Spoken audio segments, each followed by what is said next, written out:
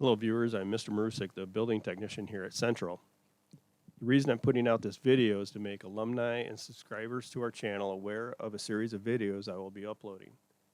These videos are recordings of past graduations and senior videos that I wouldn't have thought existed other than in a short form filmed by a parent or a family member and found only on a shelf or in a box and stored out of sight and out of mind.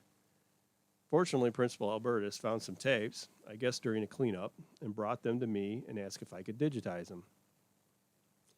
You know, I looked at some of the dates written on these tapes, and based on what I saw, didn't hold much hope in their video quality or even the viability of the cassettes.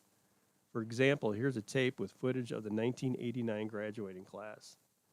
It has been almost 33 years from the time of its recording to me capturing and digitizing the footage.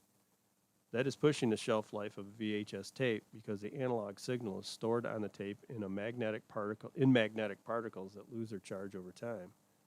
Also, I had no idea how these tapes had been stored over their life.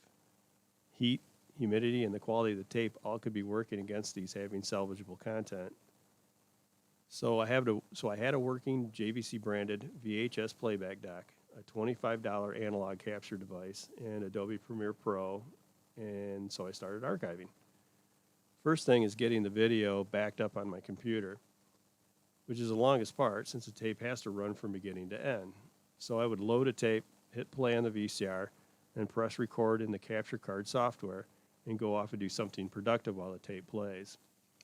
I would have to check periodically on the progress because if the capture software freezes for some reason, I'd have to restart the process all over again. Once I have the footage on the computer, I can make improvements to the color, contrast, brightness, and sharpness. But realistically, these are very minor corrections because there's only so much I can do when the quality of the original is what it is. Here are two frames from a tape that was from the 1994 graduation. The one on the left is untouched, and the one on the right was touched up. Interestingly enough, when backing up these tapes, I could see differences in quality of the recordings.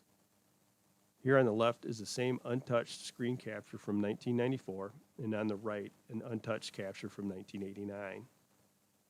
So these recordings don't show a linear improvement from year to year, but rather, if I had to guess, the one on the right was Super VHS with 400 lines of resolution versus the original standard VHS with 240 lines.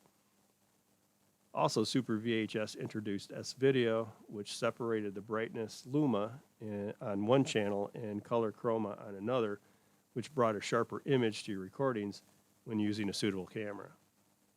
The answer to what kind of rig any of these videos were shot on is just lost to time. So you know, I didn't change the timeline, cut or alter the contents of the tapes. What you see is what was on the tapes beginning to end. The last item to mention is that you will see at the bottom of these videos some distortion. This is a product of head switching. It is normal and was hidden because analog TVs of the day were purposely set to underscan or not show the edges of the image. Computer capture cards, however, show the very outermost edge of all the available picture, even the video head switching noise at the bottom of the screen.